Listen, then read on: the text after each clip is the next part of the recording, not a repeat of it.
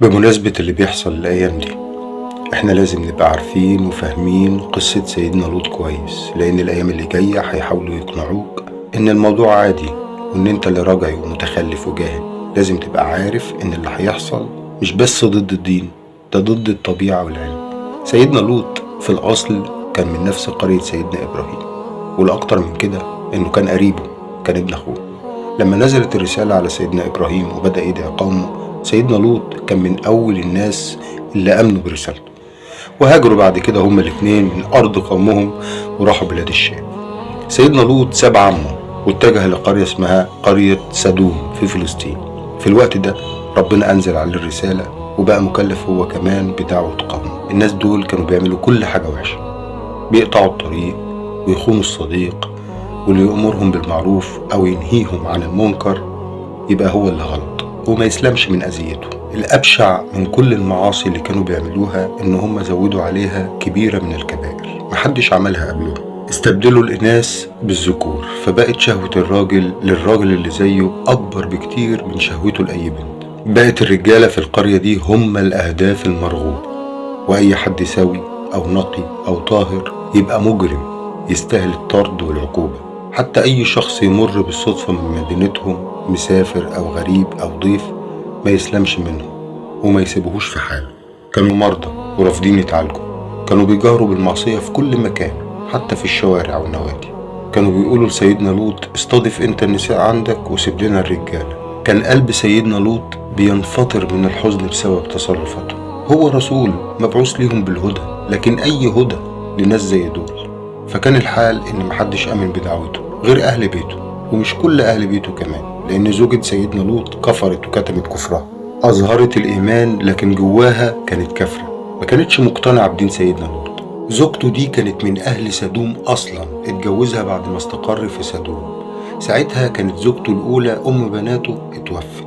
قوم سيدنا لوط مش بس كفروا برسالته، دول كمان زودوا على أفعالهم وكبائرهم وبقوا يهددوا سيدنا لوط. يا يسكت عن دعوته ويبطل يكلمهم عن الطهارة والقيم والأخلاق والفضائل ويدعوهم لله الواحد، يا يعاقبوه ويطردوه هو وأهل بيته من البلد. كان رد سيدنا لوط عليهم رد ثابت، مش خايف ولا متردد. صمم على موقفه وأعلنها صراحة إنه ضد اللي بيعملوه وهيفضل ضده. بعد كده لجأ لربنا وبدأ يدعي الرب نجني وأهلي مما يعملون. لكن هم فضلوا في اللي هم فيه وزادوا عليه أكتر وأكتر. وصل بيهم الحال إن هم مش شايفين غير شهوتهم وبس، مش قادرين يفوقوا ومش عايزين يفوقوا. كان همهم الوحيد الدنيا وبس، فحق عليهم العذاب. ربنا استجاب لدعوة نبيه. ربنا بعت ملائكة العذاب لقرية سيدنا لوط.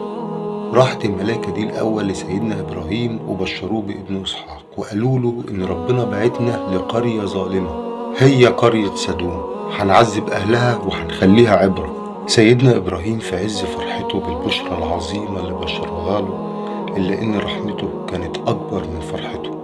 فورا فكر في سيدنا لوط، حاول يجادل الملائكة وقال لهم بس سدوم دي فيها لوط. قالوا له ربنا أعلم باللي فيها وهو أخبرنا بما فيها، وهينجي سيدنا لوط وأهله، ما تخافش عليهم وما تجادلناش في أمر ربنا لأنه قضى وكتب وخلاص ولازم يتنفذ. خرجت الملائكة من عند سيدنا إبراهيم متجهين لقرية سيدنا لوط في صورة بشر.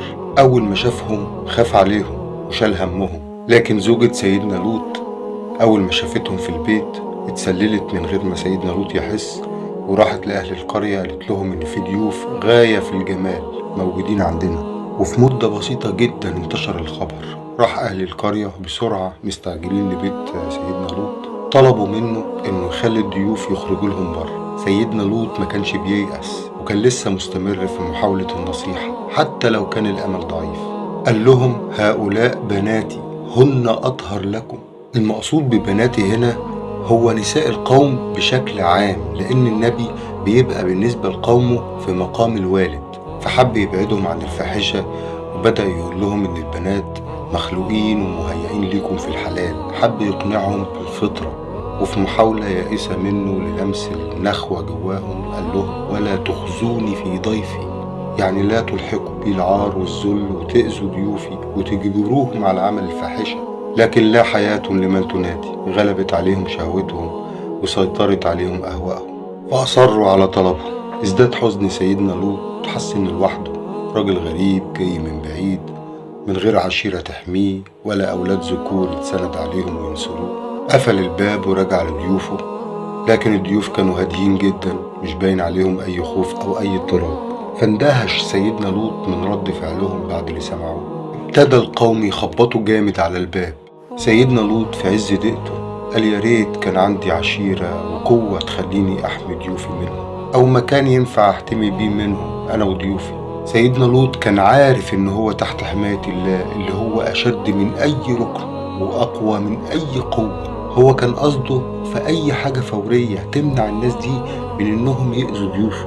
في الوقت ده اتحركت الملايكة وقامت وقالت له ما تخافش يا لوط، انت فعلا تحت حماية ركن ربك الشديد.